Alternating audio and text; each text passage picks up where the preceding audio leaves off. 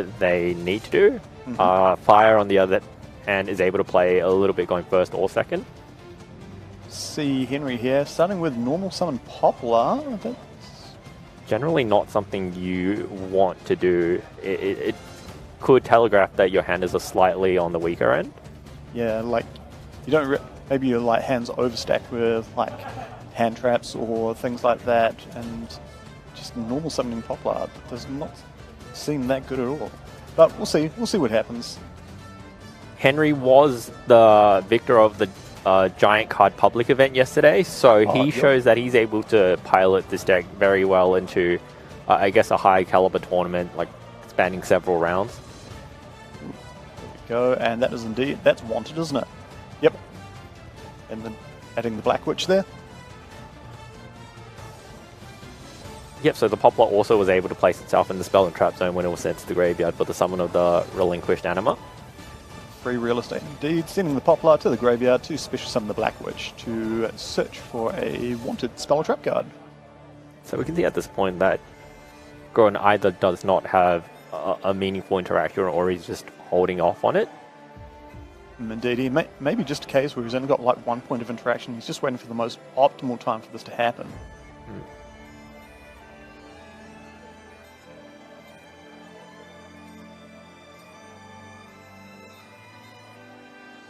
Original Sinful Swirls, sending the relinquished anima to the graveyard. Summons a level 1 fire from the deck. The Snake Eye Ash. There we go. Now things should be on track for Henry.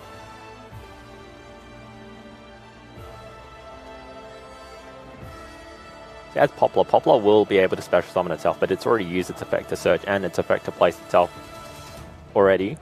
So yeah, just free bodies for Henry at this point in time to use in his future link summoning endeavors.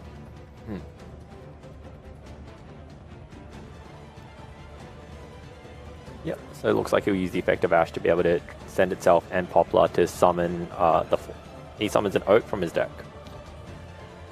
Yep, here we go. Oak's going to have to bring back anything, just reaches for the closest Poplar at hand. Yep, I don't anticipate these monsters will be staying on the field very long.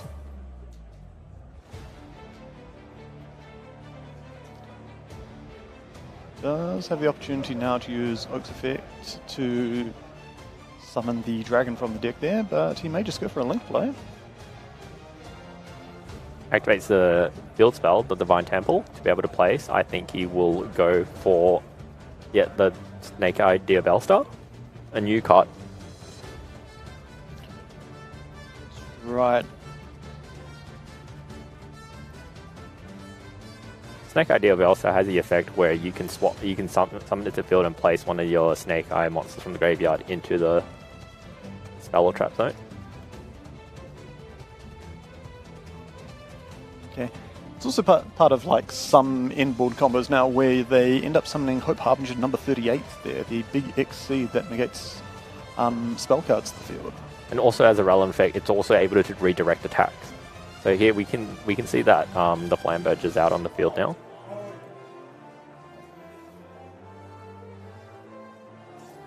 Yeah, so Snake Eye's Diabellstar, when an attack is declared involving this card in an opponent's monster, you can place this card from the field and that opponent's monster face up in the spell and trap zone as continuous spells.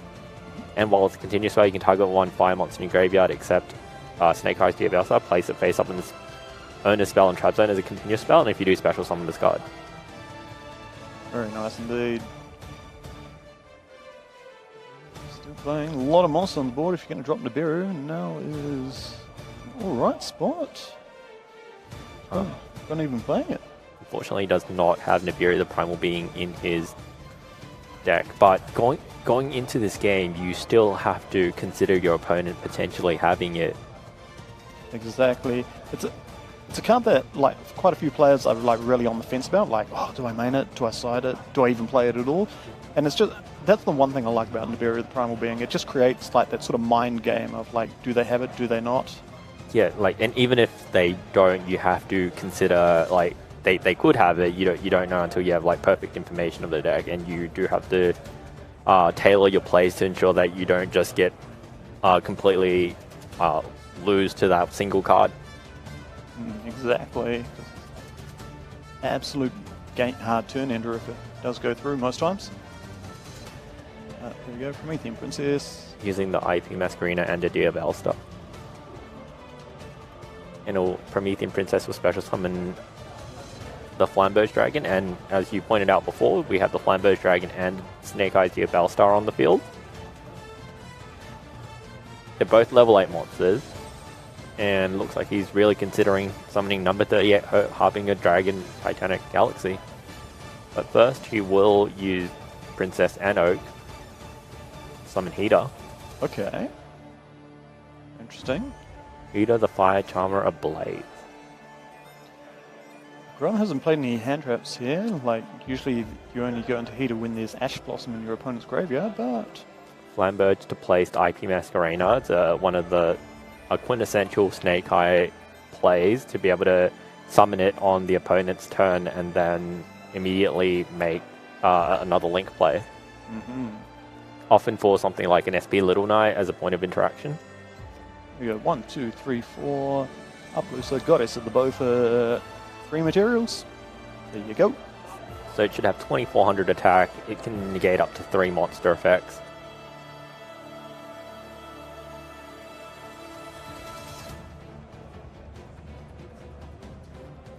But in order to make this play, he's conceded the ability to summon the Titanic Galaxy. Indeed.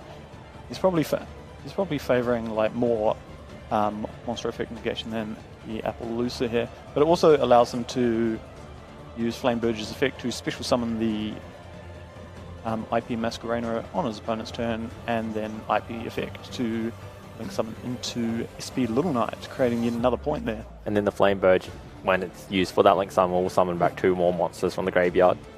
Yeah, if you've been following competitive Yu-Gi-Oh! For the last couple of months or so, you'll be very familiar with this play here. Gordon starts off with a Wanted. There you go, firing back with his own strategy. At this point, Henry still does not know what he's playing yet. So he could potentially be playing a mirror match or a myriad of other decks which could play the Simple Spoils engine.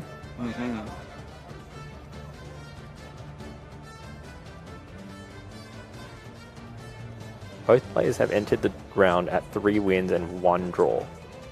Yeah, the tournament hopes are still very much alive for either player, no matter what outcome this game finishes in.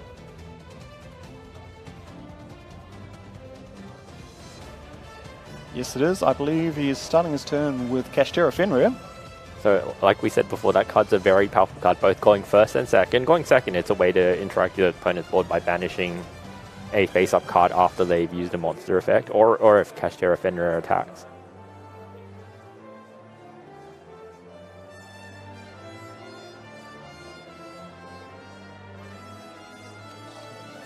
It's prompting the Flamberge Dragon to special summon the IP Masquerena from the Spell and Trap card zone.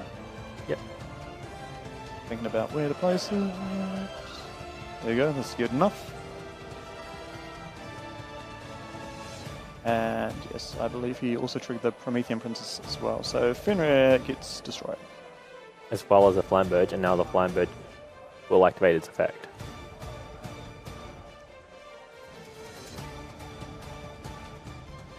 Going back Poplar. Ash. And Ash. Yep. There you go. Snake Eyes Ash.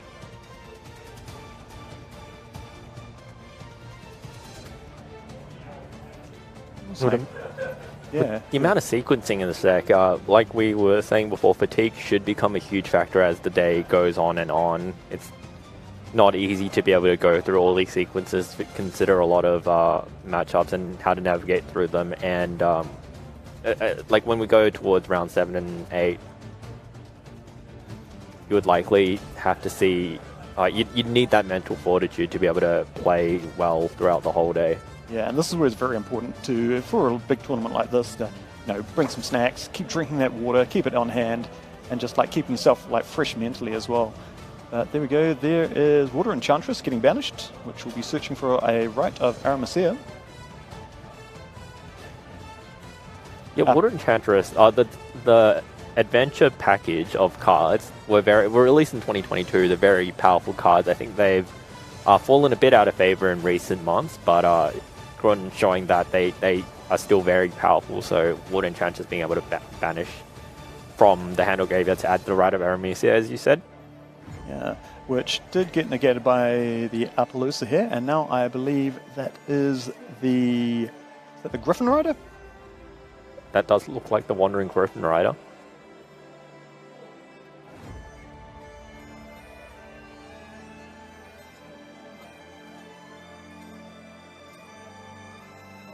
Gordon's definitely calculating his options right now. He'll be likely going second. What do you think he will be putting into his deck? Like, I don't think it's a bad shout to... a lot of the Synchro cards do require the graveyard, so maybe those Ghost Bells and Haunted Mansions. Could be feeling a bit spicy as well. Maybe bring in Unicorn and Fenrir, just so he's got like big bodies to play with, just to put on the field and try and pressure a little bit, but definitely Lightning Storms, definitely. So we can see so far, Kron has started his turn with Wanted, but it was met with an Ash Blossom. Dear Bellstar sending the Water Enchantress. Great synergy there because the Water Enchantress can banish itself from the graveyard to be able to add the Rite of Aramesia, and now without the Ash Blossom there, able to resolve.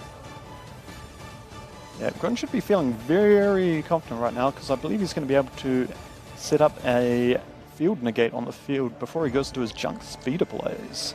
Yep, so Rite of Aramesia, if you control no adventure token, you special summon an adventure token. It's got 2000 attack and defense as a level 4 Earth Fairy monster. And then if you do not control Fateful Adventure, you can place one Fateful Adventure from your deck into your face-up spell and trap zone. But you can't activate the effect of monsters that you normal summon on that turn. Let's see. Which is not normally too much of an issue there, but there you go, that Fateful Adventure right there. Fateful Adventure, a card that hasn't, like we said, has fallen out of favor, so it's always good to read up on it to refresh your memory on its effect. So once per turn, the first time a monster you control is equipped with an equipped spell would be destroyed by battle, it's not destroyed. You can use each of the following effects. During the main phase, you can add one monster that mentions adventure token, and then send one card from your hands to the graveyard. And if a monster is normal or special summon, you can take equipped spell from your deck and add it to your hand or equip it to an adventure token. And the spell card he played after that, I believe, is one of the Synchro spells. That is Synchro Overtake. He's revealed the Jet Warrior in the extra deck, which is allowed him to special summon Jet Synchron from the deck straight to the field. Yep, so you reveal one Synchro monster from your extra deck and choose one of the Synchro materials mentioned on it and add it to your hand, or you special summon it from your deck or graveyard, and you can't special summon from the extra deck that turn except Synchro monsters. So here we go, nice and easy. I bet you leave that Starlight Axel Synchron. Bringing back the Jet Synchro there, and Axel is able to Synchro again.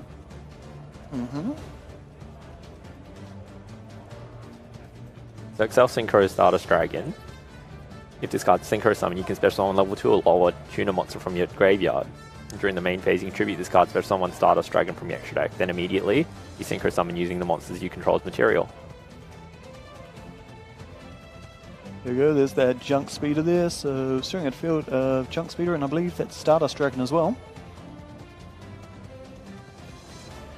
And going fast makes Grum feel alive, special summoning out as many tuner monsters from his deck that he can, like Revolution Synchron, Stardust Synchron, and that looks like an Assault Synchron maybe? Yep, so I do believe the restriction is that they all have to be different levels. That's exactly what they feel. I believe the Stardust one is a level 4, Revolution is a level 3, Assault is level 2, and last one looks like possibly another Jet Synchron, so yeah, 1. There you go. Plenty of fodder to go off and begin Synchro summoning.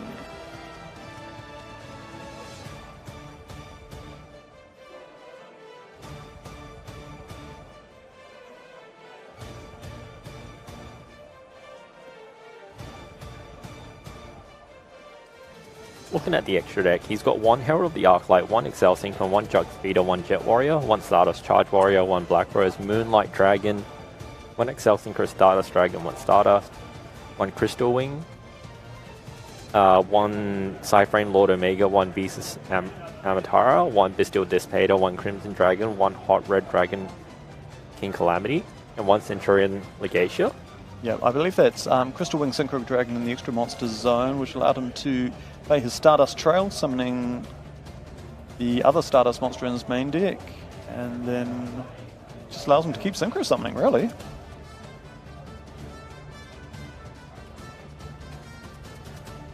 Yep. Does that look like an Excel Synchron on the field?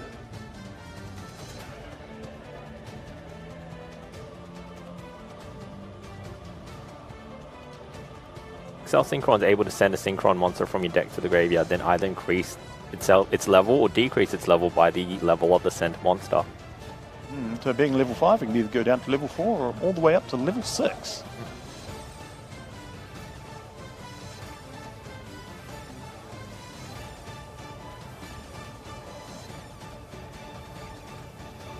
That is the Legatia, the Centurion Legatia.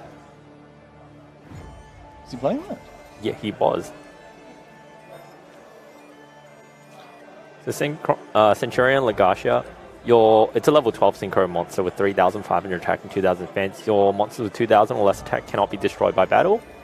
And you can only use each of the following effects once per turn. If discard special summon, you can draw 1 card and then destroy the monster your opponent controls the highest attack.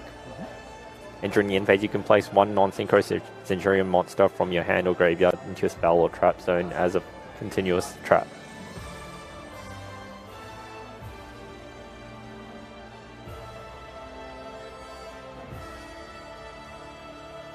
Here we go. That is the Adventure token, was it? that got used up ages ago, I believe. Oh, it's a Herald of the Arclight now. Okay, cool. Herald of the Arclight was a card that was released a long time ago. While it's on the field, any monster sent from the hand or main deck to the graveyard is banished instead. And it also has effect to be able to attribute itself to negate any spell, trap, or monster effect. Additionally, also, when it's sent to the graveyard, adds a ritual monster or spell from the deck to the hand. But I don't think Run plays any of those, so it's mostly going to be its sort of dimensional fissure effect, as well as effect to interact with any spell, trap, or monster effect. Yeah. Well, he has summoned the Crimson Dragon now, and with Legatia on the field, I believe that Herald's just going to make it so he can Red Hot Dragon Calamities his opponents. Just making sure it completely goes through. There he has summoned the level 8 Manadium monster, I believe, which on summon allows him to search for a Manadium spell or trap, and searching the Manadium counter trap. Yep, so Amritara on summon, if it's Synchro Summon, adds a spell or trap that adds Visa Starfrost, so he did add that Manadium trap.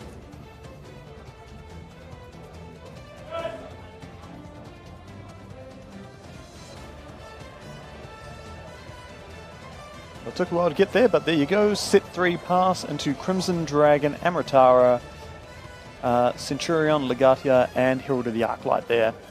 The reframing when a spell or trap monster or a spell or trap monster effects activated and you control a Synchro monster, you negate the activation. And then if you have Visa Starfrost or a monster with 1,500 attack and 2,100 defense, you can destroy that negated card. And you can banish this card from the graveyard, then target 3 Manadium cards, monsters in the graveyard, and shuffle them into the deck. So Grun activating his Crimson Dragon effect, getting met with a Wanted.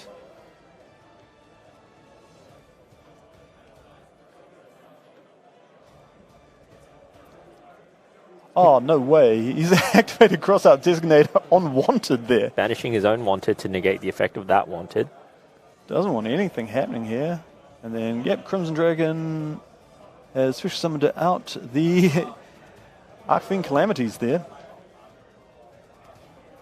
Yep, so you can target 1 level 7 or higher Synchro monster field except Crimson Dragon, return it to the extra deck, and if you do, special summon 1 Dragon Synchro monster from your extra deck with the same level as the targeted monster. So you target the Legatia, and you can special summon the King Calamity. Mm.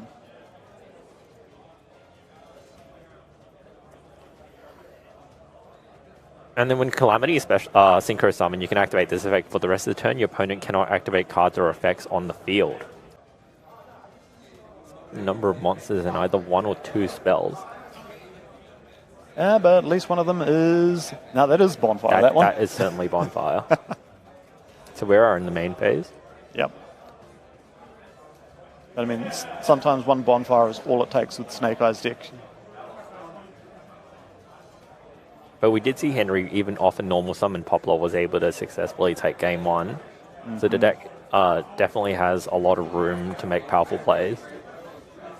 But yeah, you've got to feel good knowing you can search for Snake Eye Ash, and it's met with the Infinite Impermanence. So no searching there. And as long as it still continues to be face up on the field, there'll be no special summoning Flamebridge Dragon from the deck either. Yeah, that is correct. And we'll see if Henry has the means to be able to continue his plays through cards like Original Sinful Spoils. And we see a pass from Henry. Snake Eye Ash passing straight back to Grun. So, indeed, he probably does have a lot of monsters, but they may just be... points of interaction, right? Like, ways that he could survive until his next turn where he's free to make plays again. Let's see, what does Grun have here? He passed back. Oh, no way. He just passes as well. Oh, no. And again, another Snake Eye Ash. Yep. Going to add Snake Eye Poplar. And this time he's free to search, which will prompt the summon of Poplar in his hand. But again, Henry is not entirely certain if his opponent plays Nibiru in his deck, so he might still have that to consider. Already up 2 summons here.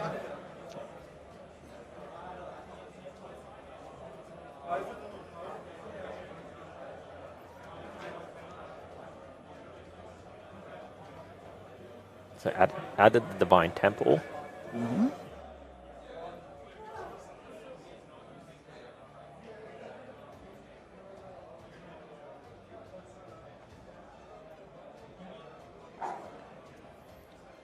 Activates it. Again, he's going to place likely the Snake Eyes Diabell Star.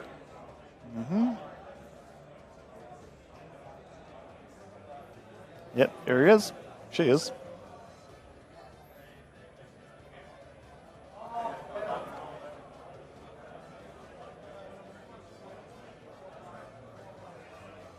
At this point, what's going through his mind is probably like, how many points of interaction does Grun have in his hand? How can I best play through that while putting as much damage on the field as possible? We can see him use his Snake Eye Ash. Oh, there's an Ash Blossom. Yeah, sending the Diabell Star, but it does get met with an Ash Blossom. So we can see that both players had likely just had interruption, but not, like, Grun doesn't have any way to commence his own game plan. But now this does put Henry in a very good play because he still has 2 monsters on the board, on the field rather, and they are fire monsters. When with a fire monster in graveyard, we see Heater, Fire Charmer being summoned. Yeah, Poplar effect. Putting back the Diabell Star, and then Henry's going to be able to special summon that Ash Blossom.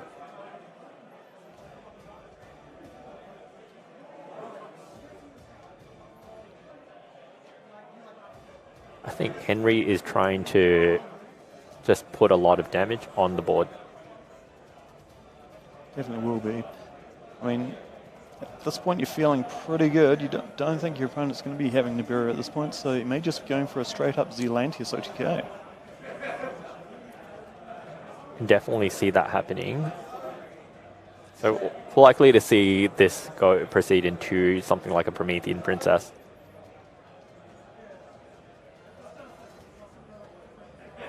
Yep. There he goes. Very astute indeed. There is the Promethean Princess. Thinks about it. Let's definitely play there.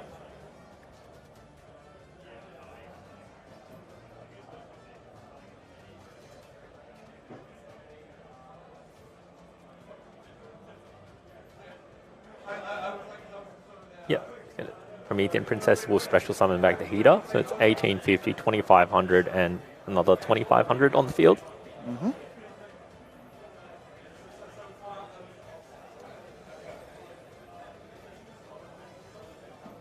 Oh, there you go. Just poking for a bit of chip damage here.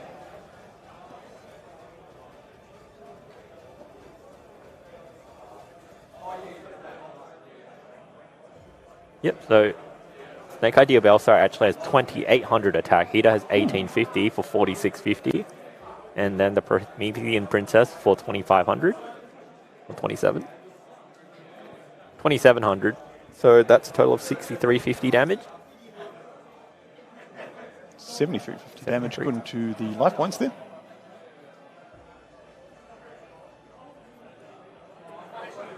Yeah, 28, 27, 55. Plus, yep, 7350 damage. Good, good. It's a Nightmare Phoenix.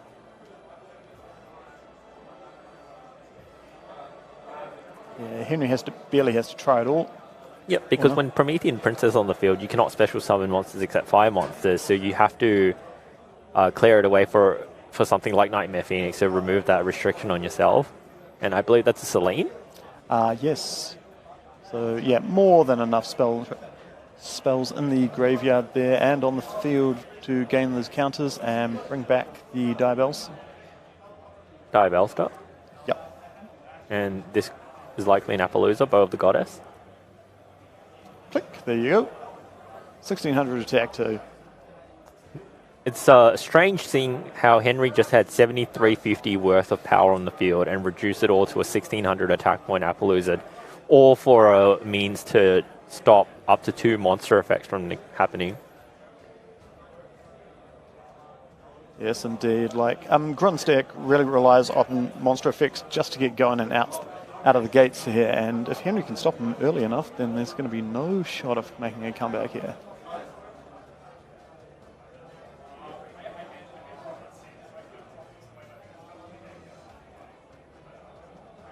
Activate spell card here. We'll very soon see what it is. Oh, it's Rite of Aramesia. Is that summoning a token? I believe it is. Must be. And the token is 2000 attack and defense. Yep. Putting a Fateful Adventure. Now allow Gron to search for a card that mentions it and then discard a card.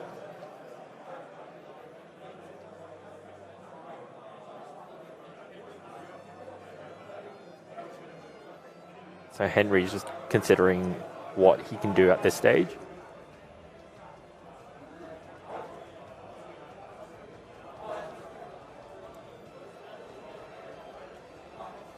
So just on the summon of the token, Henry opts to use the Divine Temple to special summon the Snake Eye Diabellstar. Sorry, Snake Eye Ash. Snake Eye Ash.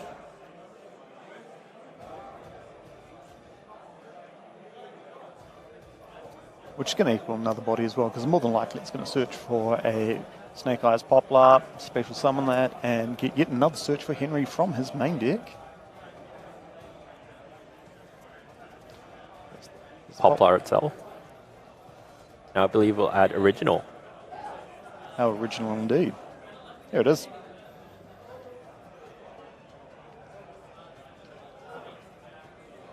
Just under 10 minutes left in this round. So yeah. Might go down to the wire.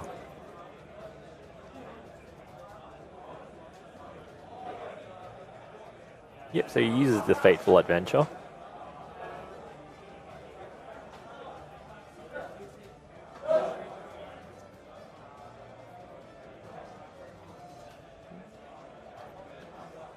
Monster, then has to discard a card. Discards the Draco back. He had the Draco back. Draco back's effect is being discarded. It's allowed him to bring it back and equip it to a non-effect monster. Yep.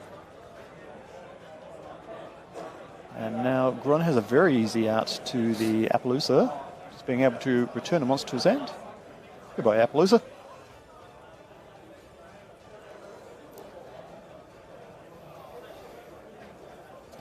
So Draco back returns 1 card your opponent controls. Doesn't have to be the monster, but it was the Appaloosa that was stopping him from making further plays. Correct. Just double checking if Divine Temple has any other effects, I believe. Yeah, we know Divine Temple gives that Snake Eyes monsters an 1,100 attack boost, so, but maybe he's just checking if it's just like giving the defense as well. The summon of a Water Enchantress. Yeah. You may be using this as a special summon as well. I believe Water Enchantress can special summon. I believe so. If you have, if you control Adventure token, special summon this card from the hand. Great, here we go. 2 bodies. Looking all right here. He still only has 7.5 minutes to... Henry is going to activate the Promethean Princess at this point, though, to be able to destroy the token. And the Poplar. Poplar then places the Deer Bellstar. Cool. And Dracoback goes to the graveyard now, but it's uses effect this turn, so It's gotten value from that. Yeah, heaps of value. He was able to use it to pay the cost for one of his cards and as well as get rid of that Appaloosa.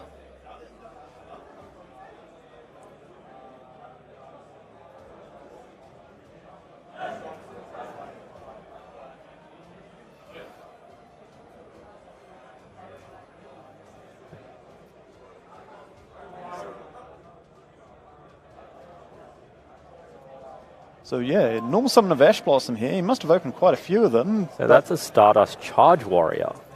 Yes, this will allow Grun to draw an additional card to try and push through here. Might need a really good draw at this point. Stardust Charge Warrior also has the added effect where he can attack or special summon monsters your opponents control once each. Unfortunately, the Stardust Charge Warrior is met with a Ghost Mourner, so Stardust Charge Warrior will not be able to draw a card or attack. Yeah, it also creates a bit of pressure for Grun as well, because suddenly he can no longer use it as Synchro material, because as soon as he does, that's going to reduce his life points to 0. Yeah, so that effect of Ghost Mourner.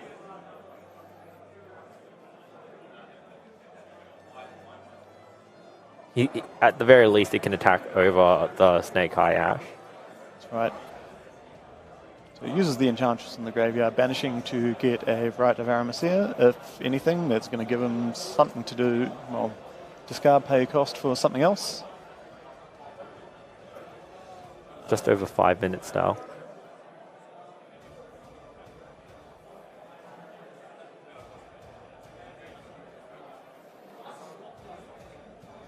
Feels so bad having to just go to battle phase and attack a defense position monster, knowing what your deck is capable of.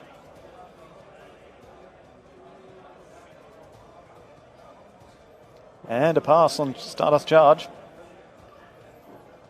Grun's got everything. But I'm sorry, not Grun. We've got Henry here who's got everything. That Promethean Prince is going to be bringing something else back this turn.